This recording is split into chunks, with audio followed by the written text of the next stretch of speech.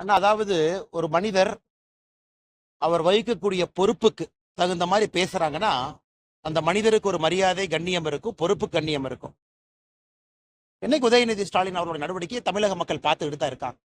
ஒரு கேள்வி கேட்டீங்கன்னா, நான் சினிமா செய்தியை பார்ப்பது கிடையாது. ஒரு தலைவரை பத்தி கேட்டீங்கன்னா கேட்காதீங்க. அமித்ஷா அவர்கள் பாராளுமன்றத்துல நேற்று பேசிய பேச்சு வேண்டுமென்றே அவங்க திசை திருப்புறாங்கன்னா அதை திசை திருப்புவதற்கு இவர் ஒரு மெசேஜ். அதனால உதயநிதி ஸ்டாலினாக இருக்கட்டும், யாராக இருக்கட்டும், அமித்ஷா அவர்கள் பேசின பேச்சை ஒருக்கா பாருங்க, என்ன சொன்னாருன்னு கேளு. அம்பேத்கர் அவர்களுக்கு எவ்வளவு பெரிய பாவத்தை காங்கிரஸ் செய்திருக்கிறது அப்படின்னு பட்டியலிட்டிருக்காங்க.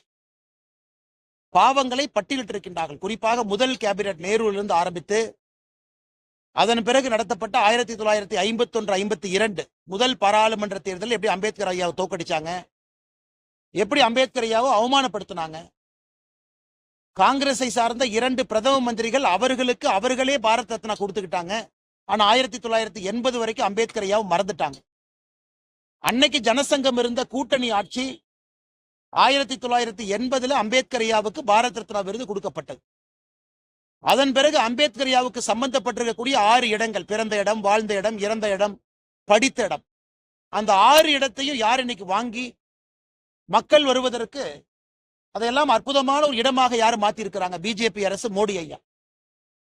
அம்பேத்கர் ஐயா படிச்ச லண்டன் இடத்தை யார் வாங்கியிருக்கிறாங்க? மோடி ஐயா. இதெல்லாம் கூட நாம் பட்டியலிட்டு இருக்கின்றோம். நரேந்திர மோடி ஐயா அவர்கள் செய்திருப்பதை அமித்ஷா அவர்கள் பாராளுமன்றத்தில் பேசுறாங்க. அதுல ஒரு வார்த்தை இவங்க என்ன சொன்னாங்க, நீங்க அம்பேத்கர் ஐயா வச்சு இவ்வளவு பாவத்தை நீங்க சம்பாதிச்சிருக்கிறீங்க, அவர் பேரை வச்சு அரசியல் பண்றீங்க, ஆனால் நீங்க எங்கே சென்றாலும் கூட உங்களுக்கு விமோசனம் கிடைக்காது என்று பேசியதை நீங்க அம்பேத்கர் ஐயாவை இழிவுபடுத்தி விட்டீர்கள் என்று காங்கிரஸ் பேசுகின்றார்கள். எதிர்கட்சி நண்பர்கள் திமுக பேசுறாங்க. இப்ப உதயநிதி ஸ்டாலின் அவர்களுக்கு இந்தி தெரியாது போடான்னு சொல்றவரு அமித்ஷா அவர்கள் இந்தியில பேசுறது என்ன தெரிஞ்சுக்கிட்டாரு, என்ன கத்துக்கிட்டாரு? அதனால் இடத்திற்கு இருக்கக்கூடிய பொறுப்புக்கும் ஒரு தகுதி இருக்கு, ஒரு பணிவு வேண்டும். அது நம்முடைய துணை முதலமைச்சர் அவர்கிட்ட இல்லை என்பது வெளிப்படையாக தொடர்ந்து தெரிகிறது. பத்திரிகையாளர் நடத்துகின்ற விதம், ஒரு கார்ல உட்கார்ந்துகிட்டு பத்திரிகையாளர் சந்திப்பு, கார்ல உட்கார்ந்துகிட்டு, உதாரணத்துக்கு நம்ம சென்னையில பேசிட்டு வந்தோம், நண்பர்கள் நீங்க கேட்கறீங்க என்ன பேசணும்னு சொல்றீங்க, பேசுறோம், இருந்தும் பேசுறோம், அரை மணி நேரம் தான் ஆச்சு.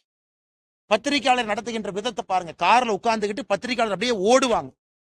அதுல யாருடைய கால் மீது எந்த வண்டி ஏறுன்னு யாருக்கு தெரியாது, மைக்க நீட்டினாங்கன்னா பதில். இதெல்லாம் தான் ஒரு துணை முதலமைச்சர் பத்திரிகையாளர் நடத்தக்கூடிய விதம்.